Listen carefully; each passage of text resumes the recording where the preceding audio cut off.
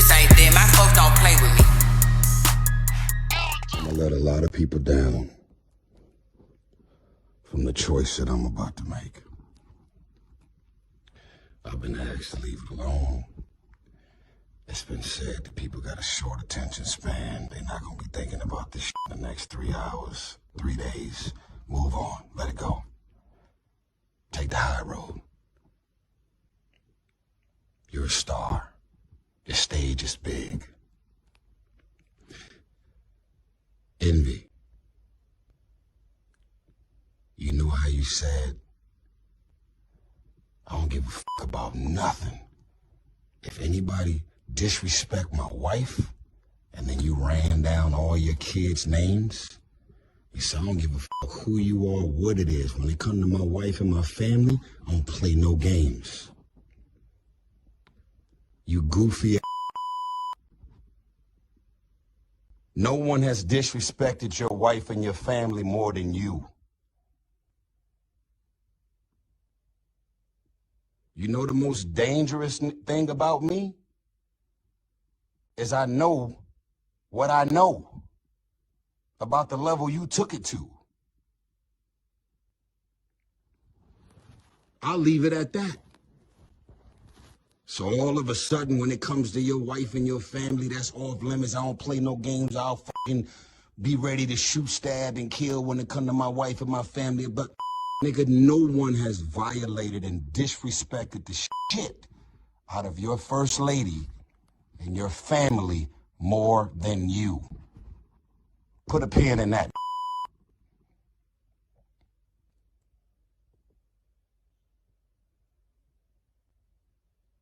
I'm not on the air, am I? Yes, you're on the air. When you called, she answered because you called her from the hotline number at the radio station. That's how it works.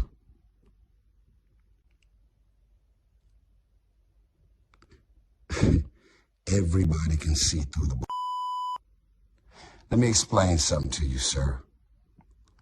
Any real man who's ever been married, got a fiance, a girl, a baby mama, most real men, most don't play no games when it comes to their girl or their wife ever being disrespected or violated by another man. Y'all's story is all over the place.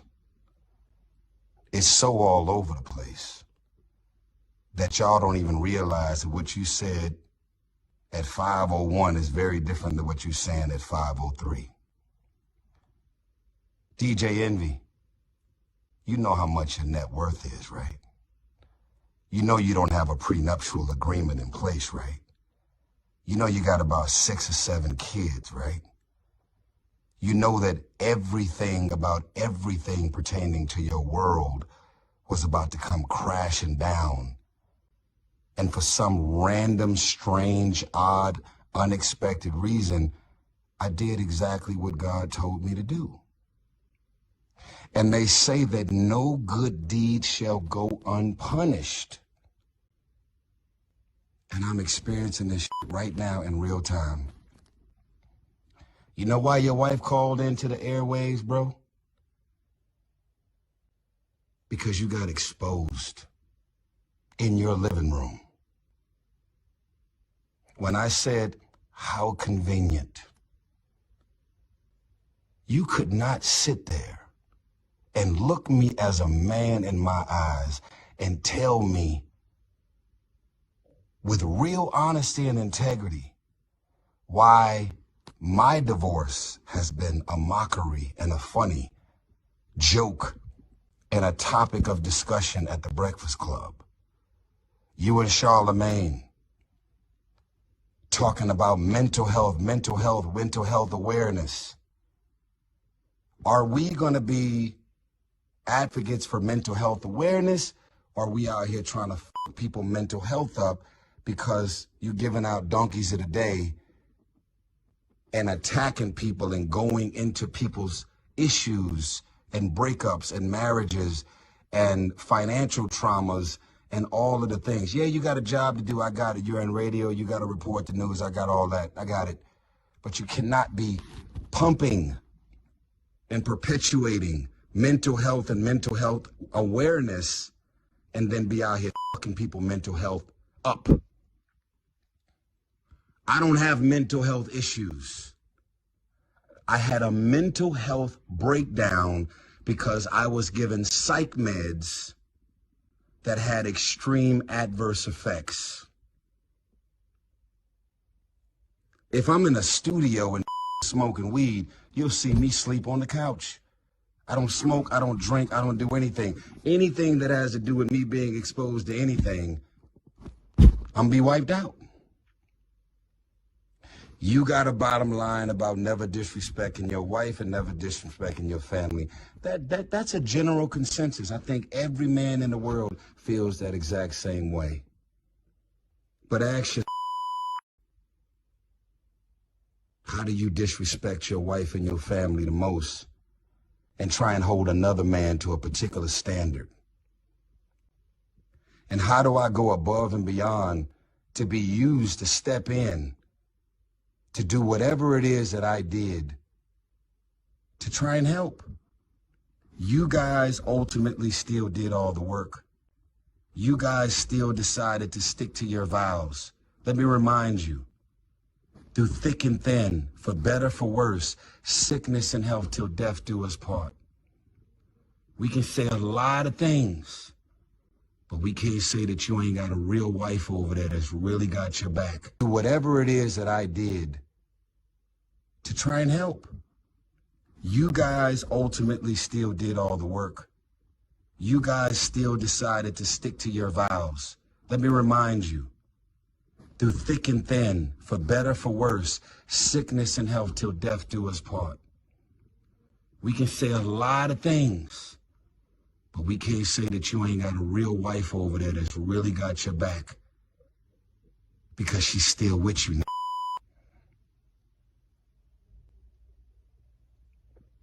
Ponzi scheme, stealing all this money from all these innocent people, that ain't got to do with me.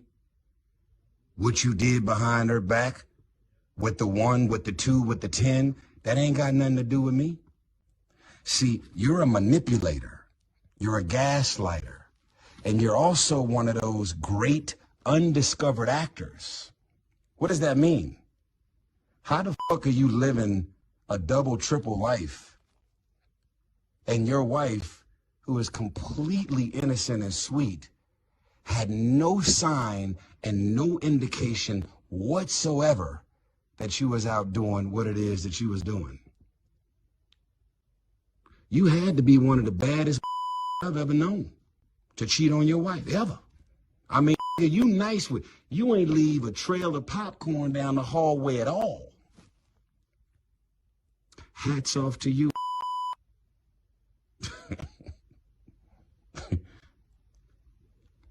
Let's unpack this last thing. One of the other things that was mentioned, well, 2 of the other things that was mentioned, and then I'm done. There were nights that Tyrese called me. This is what your wife said. And I'd be on the phone and we'd be talking about topics and things, and my husband would be laying in the same bed right on the side of me. Really? I'm on the phone with your wife, and you're in the same bed laying on the side of her. What man, what real man would let another man be on the phone in any capacity if I actually disrespected her, if I actually flirted or did anything that y'all accused me of doing? What did I say and what did I do that was inappropriate? To where if it's so disrespectful and inappropriate, you cross the line, need to box your mouth. Like, that was the most gangster I've ever heard in my life. You're a comedian, dude. There were nights that me and Tyrese was talking and my husband was laying in the same bed. So I've already allegedly violated you as a man, as a husband, and I violated your wife, allegedly, right? I crossed the line, I disrespected, I flirted, I went from trying to help, and then I turned it into something else, is what y'all are saying, right? How the fuck are we still in touch 5, 6 years after God used me to step in and do what I did? It ain't adding up, bruh. And y'all ain't got no responsibility to me. Y'all ain't got nothing to do with me. I am not in business with y'all. We have no friendship and no relationship where y'all would have to say, he crossed the line, he flirted with you, he disrespected you, he said this and he said that. But don't worry about it. We're not going to say nothing to him about it. We're not going to confront him about it. I'm not going to have my husband to call him and, nigga, what the fuck you talking to my wife and coming up and saying this? You know why you never said anything to Charlamagne about me flirting or disrespecting allegedly? Because it never happened. You know why you never called me, text me, confronted me about what I said and did, supposedly? Because it never happened. I'm going to tell you what really happened. Because you're not the sharpest nail, you're not the sharpest knife in the drawer, Mr. Envy. I'm going to tell you what really happened. After you was exposed on your own breakfast show about leaving me for dead, not calling, not checking on me. You and your wife could have flew to Atlanta. Your wife could have pulled my wife to the side, and you could have pulled me to the side, and y'all could have attempted, key word, attempted to step in and help us when my fucking world and my marriage and my shit was crashing and burning. The choice you made was to make a mockery and laugh at my shit while it was all going down. And that wasn't a choice that I made towards you. And then when you got confronted about it on your show, you grab some rain out of the sky and say, I crossed the line, I disrespected, I overstepped, I violated. And yet we're still on text chains for the last 5, 6 years. And yet we have been on calls, all three of us. I would say a minimum of 10, probably 15 times. I'm on the phone with your first lady, which I've always called her from the beginning because she is your first lady. I'm on the phone with your first. I was like, oh, that's crazy. I said, do me a favor. Can you get Envy on the phone? She would always click over, you would answer, and we would talk. Where is the violation, Envy? Where is the disrespect, Envy? Where is the me overstepping and disrespecting anything that's got to do with your wife, Envy? Where is it? Be consistent, bro.